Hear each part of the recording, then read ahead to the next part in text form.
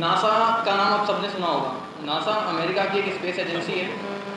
NASA ने 12 इंसानों को आज तक चांद पे भेजा है और वापस लेके आएंगे सही सलामत।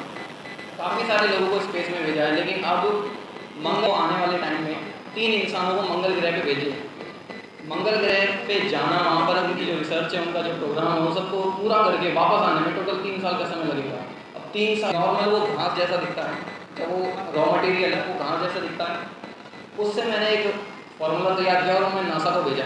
नासा ने उसको पसंद किया, उन्होंने चेक किया और उन्होंने मुझे अपने चैलेंज का विनर घोषित किया। पूरे इंडिया से मैं पहला और इकलौता इस चैलेंज का विनर हूँ। इनका ये चैलेंज टोटल 3 फेज़ में होना था। फेज़ 1 में पूरी दुनिया भर में से 28 लोग सेलेक्ट हुए, जिसमें से 18 सिर्फ अमेरिका के थे और बाकी जो 10 थे वो दुनिया भर में से थे। भारत से मैं अकेला, जिससे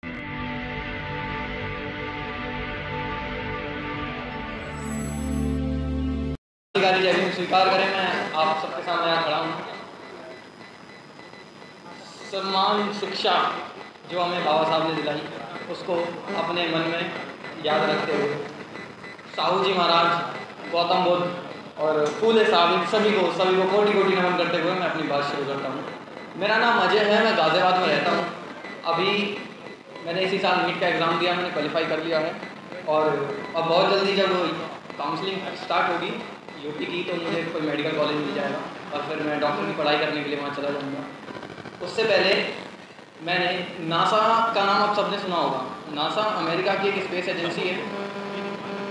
नासा अमेरिका की एक स्पेस एजेंसी है जो कई सारे ऐसे मिशन चलाती है, कई सारे ऐसे इवेंट्स करती है जो स्पेस से रिलेटेड होते हैं। नासा ने 12 इंसानों को आज तक चांद पे भेजा है और वापस लेके आएंगे सही सलामत। काफ़ी सारे लोगों को स्पेस में भेजा है, लेकिन अब मंगल जो मिशन है, आज तक मंगल पे कोई इंसान गया नहीं है, आप सबको पता होगा। आज तक सिर्फ रोबोट, रोवर और मशीन वगैरह जाते हैं। नासा का अब ये प्लान है कि वो आने वाले टाइम में 3 इंसानों को मंगल ग्रह पे भेजे। मंगल ग्रह पे जाना, वहाँ पर उनकी जो रिसर्च है, उनका जो प्रोग्राम है, वो सबको पूरा करके वापस आने में टोटल 3 साल का समय लगेगा। अब 3 साल तक अंतरिक्ष में वो 3 अंतरिक्ष यात्री जो एस्ट्रोनॉट्स हैं, वो क्या खाएंगे, कैसे जिंदा रहेंगे, स्वस्थ कैसे रहेंगे, और उनका जो मिशन है वो पूरा कैसे होगा, ये सवाल इनके मिशन में सबसे बड़ी रुकावट बनता है। इस सवाल के लिए उन्होंने दुनिया भर के लोगों से सुझाव मांगे गए कि उनके अंतरिक्ष यात्री ऐसा क्या खाएंगे अंतरिक्ष में जो वजन में हल्का हो, उसमें सारे जो भी हमारे शरीर को पोषण तत्व चाहिए, चाहे वो विटामिन, कैल्शियम, कैलोरी कुछ भी हो, वो सब कुछ मिलना चाहिए। वो खाना वजन में हल्का होना चाहिए, 3 साल तक खराब भी ना हो। काफ़ी सारी उनकी शर्तें। इन सब शर्तों को मानते हुए मैंने एक खाने का फॉर्मूला तैयार किया जो हमारे भारत में नॉर्मल वो घास जैसा दिखता है, जब वो रॉ मटेरियल है वो घास जैसा दिखता है। उससे मैंने एक फार्मूला तैयार किया और मैं नासा को भेजा। नासा ने उसको पसंद किया, उन्होंने चेक किया और उन्होंने मुझे अपने चैलेंज का विनर घोषित किया। पूरे इंडिया से मैं पहला और इकलौता इस चैलेंज का विनर हूँ। इनका ये चैलेंज टोटल 3 फेज़ में होना था। फेज़ 1 में पूरी दुनिया भर में से 28 लोग सेलेक्ट हुए, जिसमें से 18 सिर्फ अमेरिका के थे और बाकी जो 10 थे वो दुनिया भर में से थे। भारत से मैं अकेला, जिसने आपके गाज़ियाबाद का, आपके भारत का नाम मैंने कंपैरिजन किया। दूसरे फेज़ में दुनिया भर से सिर्फ 5 लोग चुने गए, उन 5 में भी आपके भारत का नाम लिस्ट में शामिल रहा। अब जो उनका फेज़ 3 है वो मुझे नहीं पता क्यों, लेकिन वो डिले चल रहा है। अभी 3rd फेज़ का रिजल्ट आया नहीं है, मार्च में आ जाना चाहिए था, लेकिन अभी डिले है। अब इसका रीज़न क्या है वो जैसे ही पता चलता तो फिर आप सबको पता चल ही जाएगा। और इस मिशन में जब मैं फर्स्ट फेज़ मैंने जीता, उसके बाद मुझे असली चुनौतियों का पता चला। पहले मैं सोच रहा था कि ये जो चुनौतियाँ नासा ने दी है सिर्फ यही है। उसके बाद जब मैं ज़मीन पे आया तो मुझे पता चला कि चुनौतियाँ बहुत सारी हैं। जब मैं अपनी उपलब्धि को लेकर के मैं उन लोगों के पास मैंने जाने का काम किया जो जिम्मेदार लोग हैं, जो शासन प्रशासन में बैठे लोग हैं, क्योंकि नासा की तरफ से मुझे एक ईमेल आया था। उस ईमेल में मुझे दुबई में इन्वाइट किया गया था। उस इन्विटेशन में कहा गया था कि इस चैलेंज के जो भी विनर्स हैं उनका एक सम्मेलन होना है दुबई में।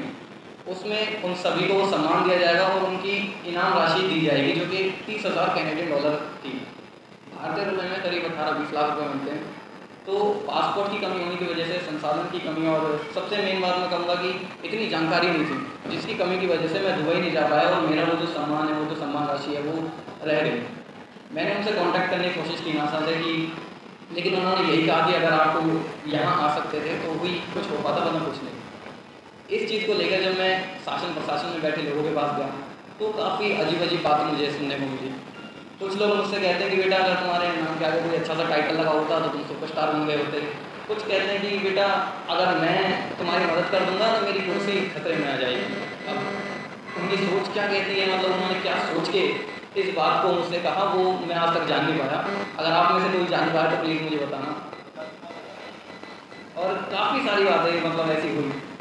कुछ लोगों ने मदद का दिखावा किया, कुछ लोगों ने मदद का वादा किया। और गाज़ियाबाद की पहले मेयर हुआ करती थी आशा शर्मा जी, जब उन्हें इस बारे में पता चला तो उन्होंने मुझे अपने घर पे डिनर पे बुलाया। हम साथ में वहाँ बैठे, उन्होंने काफ़ी समय दिया, सारी जानकारी मुझसे दी और उन्होंने भी मुझसे वादा किया कि मैं तुम्हारी मदद ज़रूर करूँगी। लेकिन उनका शासन खत्म हो गया, 2 साल भी हो गए, लेकिन मदद अब तक कुछ नहीं हुई। और जो हमारी इंडिया की स्पेस एजेंसी है, इंडियन स्पेस रिसर्च ऑर्गेनाइजेशन, जिसे इसरो के नाम से जाना जाता है, जब इसरो को इस बात का पता चला तो उनके साइंटिफिक सेक्रेटरी हैं उमेश्वरन आर, उन्होंने एक लेटर लिख के मुझे बधाई देने का काम किया, मुझे इसरो हेडक्वार्टर इनवाइट किया। तो मैं अपनी मम्मी के साथ बेंगलोर इसरो हेडक्वार्टर गया, जहाँ मैंने उनसे बैठ के 15-20 मिनट बहुत आराम से बात की, जबकि काफ़ी बिजी रहते हैं, उनका एक बहुत बड़ा पद है, बहुत बड़ा ओहदा है। उसके बावजूद उन्होंने मुझे समय दिया और उन्होंने कहा कि हम भी मतलब इसरो ऐसे काफ़ी सारे चैलेंज करता रहता है, अगर आपका मन हो तो आप इनमें भी अपना जो आपकी मौजूदगी है वो इसमें दर्ज करा सकते हैं। अपने जो भी इसरो के चैलेंजेस होते हैं उसमें आप भी पार्टिसिपेट कर सकते हैं। उनकी इस बात को मानते हुए मैंने 2022 में इसरो का एक युविका प्रोग्राम होता है, युवा वैज्ञानिक कार्यक्रम, वो हर 2 साल में एक बार होता है। तो उस युवा वैज्ञानिक कार्यक्रम के लिए मैंने 2022 में अपने साथ 21 बच्चे और तैयार किए, जिन्होंने इसरो तक पहुंचने का काम किया। यही मेरी छोटी सी उपलब्धि है, जिसकी वजह से मैं आज आपके सामने खड़े होने का हकदार हूँ। और अपनी बात को मैं ज़्यादा नहीं बढ़ाऊँगा क्योंकि काफ़ी सारे बैठे हैं।